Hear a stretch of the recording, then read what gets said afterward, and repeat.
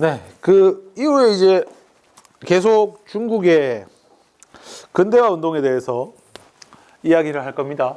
이제 보통 우리가 태양 변신이라고 부르는 그거죠, 그죠? 태평천국, 양무운동, 변법자강, 신해혁명. 의화단 운동은 뭐 근대화 운동이라고 하긴 좀 그래가지고 일단 뺐는데 굳이 사이에 들어가려면은 변의신이라고 붙이면은 되겠죠. 하여튼 요 순서로 전개가 됩니다. 태평천국 운동은요, 뭐 중국 망할 때 보면은 늘 일어나는 농민 반란 가운데 하나예요. 농민 반란 가운데 하나인데 이게 자세하게 이때 당시에 뭐 통계가 그렇게 정확하진 않습니다만 이 태평천국 운동으로 해가지고 거의 2천만 명 가까이 죽었다고 하는 거의 사람 죽은 규모로만 따지자면 1차 대전, 세계 1차 대전이랑 비교해도 맞먹을 정도로의 엄청난 큰 사건입니다. 자, 요거를 한 사람이 누구냐면은 홍수전이라는 사람이 있어요. 원래는 뭐 이것저것 이 사람도 한때는 과거 시험도 준비하고 막 그랬던 사람인데 하여튼 잘 안 됐던 것 같아요. 이 잘 안 됐는데 어느 날 이 사람이 꿈을 꾸면서 이 사람의 얘기입니다. 하나님의 계시를 받습니다. 사실은 네가 내 둘째 아들이다. 첫째 아들이 예수 그리스도고 둘째 아들이 네다 라는 계시를 받아요. 그리고 나서 이 홍수전이가 이 그리스도교, 그러니까 기독교를 바탕에 둔 상제회라는 거를 조직을 합니다. 상제회라는 거를 조직을 해요. 그랬는데 처음에는 뜻대로 좀 잘 안 모였던 것 같아요. 그래가지고 여기서 해보고 안 되고 저기서 해보고 안 되고 하여튼 그러다가 광서성이라는 데 가게 됩니다. 관시성이라고. 여기는 중국에서 좀 남쪽 지역인데 여기에 보면은 이제 요쪽 사람들이 이제 불만이 많은 거예요. 청나라에 대한 불만이 많은 거야. 지금 나라 꼬라지도 개판이고 지금 또 청나라에 부담이 하나 더 생긴 것 중에 하나가 뭐냐면은 일단 얘네들이 막대한 배상금을 자꾸 물리게 되는데 이 배상금을 내기 위해서 이 농민들을 갖다가 좀 쥐어짜요, 지방에서. 그래 되니까 지방에서 청나라에 대한 불만이 많았고 특히 남쪽 지방에 이런 불만이 많았거든. 그래서 요 광서성에 가니까 이 홍수전의 말이 좀 먹히는 거야. 그래서 이 광서성에서 봉기가 일어나게 됩니다. 이때 이 사람들이 외쳤던 구호가 이겁니다. 멸만흥한. 멸망시킨다. 만주족을. 흥하게 한다. 한족을. 그러니까 이게 어떻게 보면 나중에는 이제 삶에 대한 불만이 결국에는 나라를 바꿔야겠다. 만주족에 대한 불만으로 이렇게 올라오는 거예요. 그래서 광서성에서 봉기를 일으키게 되는데 규모가 좀 커요. 규모가 좀 커. 난징을 점령해 버립니다. 난징이라는 건요, 남경이라고 해가지고 이곳이 수도는 북경 베이징이지만 난징은 당시 경제 중심지인 강남의 초핵심 도시거든요. 그러니까 이 경제 제1도시인 난징을 뺏기게 되면 일단 세금도 제대로 안 거쳐지고요. 머리 아픈 일이 한두 개가 아니에요. 그러니까 이 강남지방 자체 중국에서 이제 그 송나라 때 이후로 강남지방이 경제의 중심지인데 거기를 장악당했다는 얘기거든요. 그래서 난징을 점령하고 나니까 난징을 점령하고 이 홍수전이 태평천국을 선언합니다. 그래서 우리가 이 운동을 태평천국 운동이라고 부르는 거예요. 그래가지고 태평천국을 선언하는데 이때 당시에 중국의 상황은 이제 자기 팔기구는 이미 썩어 문드러져 가지고 답이 없고 그래서 외국에 영국이나 이런 아들한테 좀 요청을 하는데 영국은 어디 앵무새 그치 한국 개항해주면 할게. 한국 개항해주면 할게. 이래 놓으니까 이 대화가 성립을 안 돼. 그리고 난징 점령하고 3년 뒤에 1856년 아까 배웠던 에로우 사건 있고 2차 아편전쟁 벌어지고 머리 아파진 거야. 그 와중에 이제 그 태평천국에서는 여러 가지 개혁 조치가 일어나게 되는데 대표적인 게 천조전무제도. 거의 뭐 핵심입니다. 태평천국운동과 관련된 설명의 핵심. 멸만흥한 천조전무. 천조전무제. 천조전무제라는 건 뭐냐면 토지제도인데 토지를 공평하게 n분의 1을 다 하는 거예요. n빵 하는 겁니다.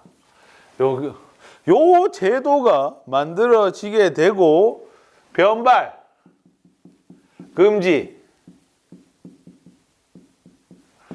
변발 금지는 이제 만주족 애들이 와서 만든 풍습이니까 싫다 이거지. 변발 금지. 그 다음에 하나 더 하자면 전족.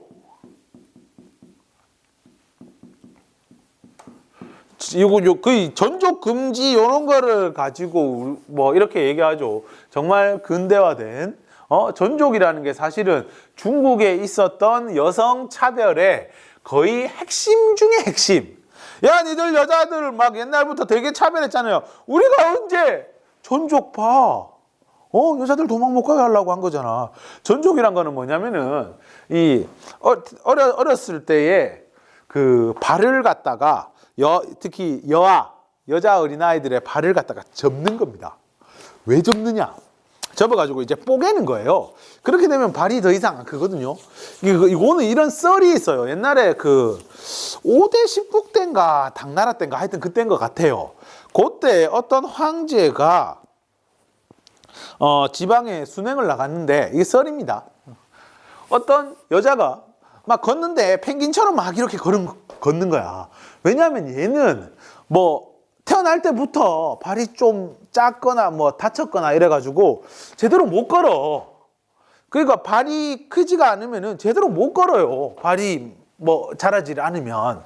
그래서 뛰지도 못하고 막 이래 되거든. 근데 거기에 황제가 이제 저 특이한데 일로 와 하면서 해가지고 이거 야를 황으로 만들어줬나? 이래가지고 쉽게 말하면 인생 역전을 한 거지. 그 소문이 도니까 그 중국의 지방 사람들이 혹시 우리 애가 황제 눈에 띄가지고 애 될까 싶어가지고 다리를 다 접은 거야. 다리가 아니고 발을 다 접은 거야, 발을. 그러니까 접고 나니까 편하거든. 야들이 뭐 힘들어도 도망가지도 못해. 뭐 그런 거 해가지고 뭐 했다 하는 썰이 있는데 뭐 이런 것도 폐지하려고 했다 하는 거죠. 근데 시간이 지날수록 잘 안 돼요. 이 난징을 점령하고 나서 북쪽으로 치고 올라가는데 몇 번 안 되니까 얘들이 그냥 주저앉아 버려요. 그런데 그 이후에 이 난징 점령 이후에 해가지고 저끼리 싸워요. 이 지배층의 반목, 서로 뭐 쳐다보지도 않는다 하는 얘기죠. 뭐 반목 대표적인 게 이 양수청이라고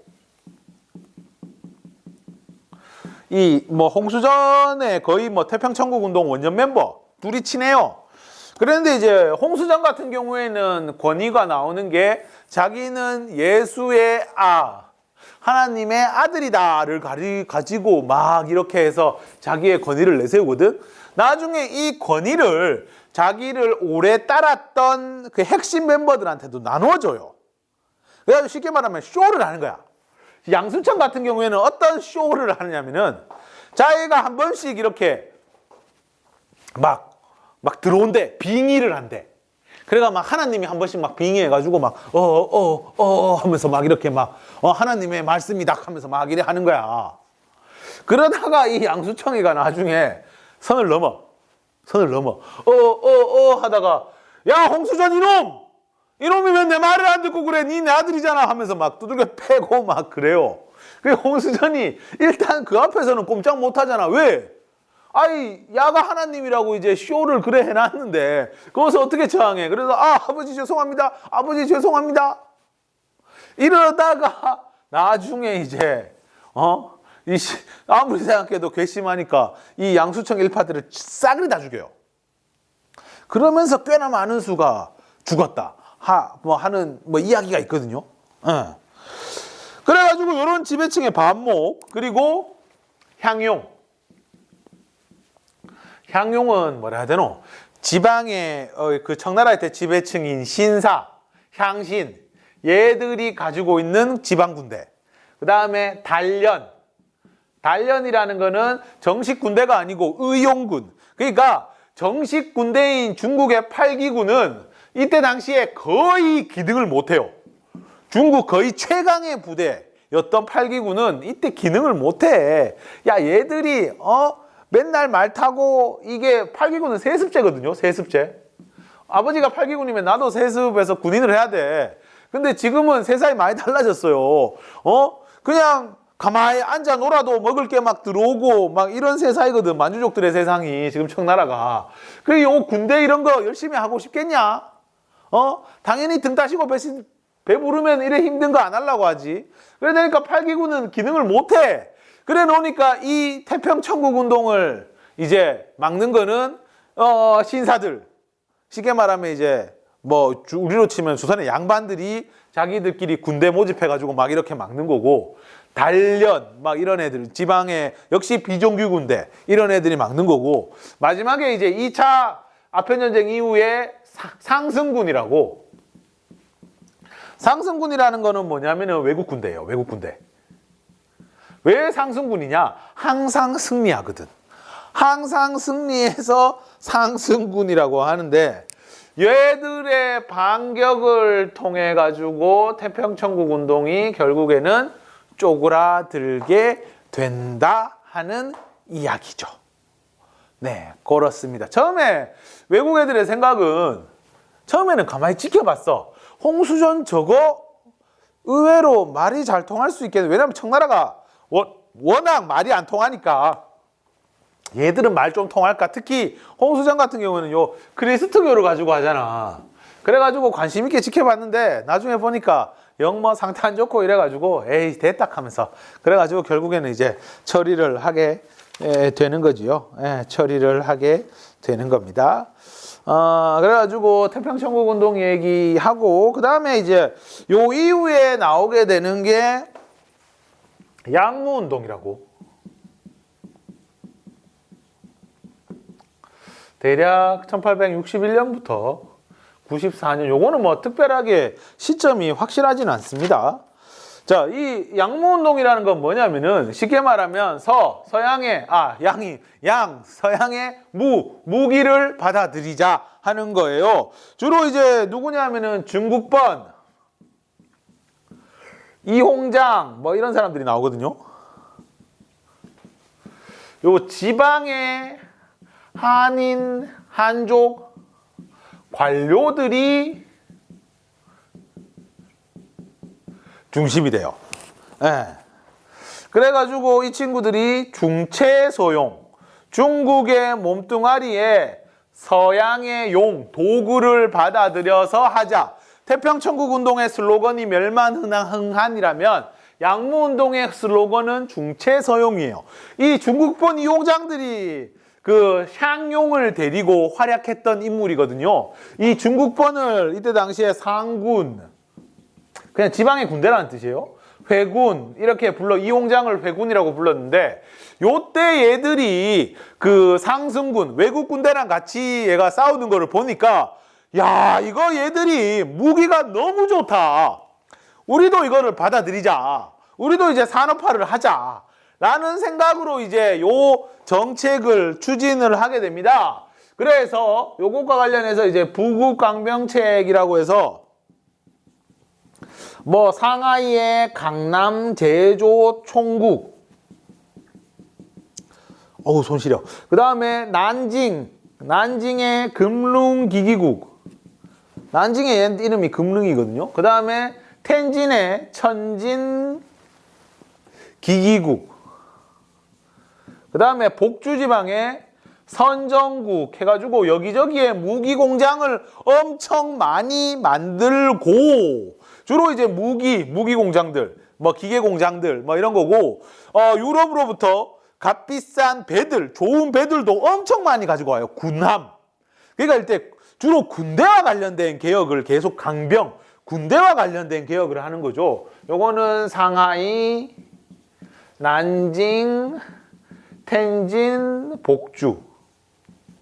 뭐 하여튼 요렇게 하게 되는데, 그리고 뭐 이거 하려다 보니까 이제 광산 개발, 이때 당시에 석탄이나 이런 증기기관을 써야 되니까 광산 개발도 적극적으로 이루어지고, 이때 당시에 이제 관독 상판이라고, 관리들은 감독하고 실제적인 경영은 상인들이 하는 요런 경영 방식을 선택하게 되는데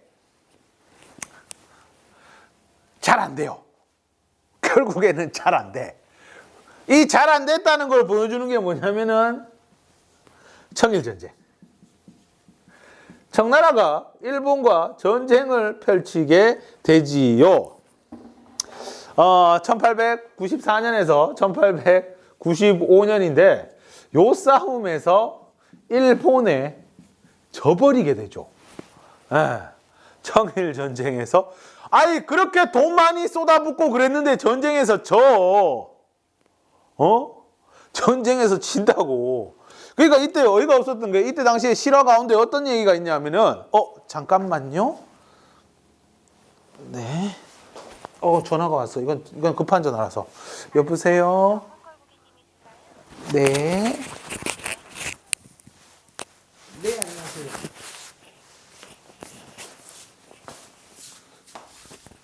네, 맞아요.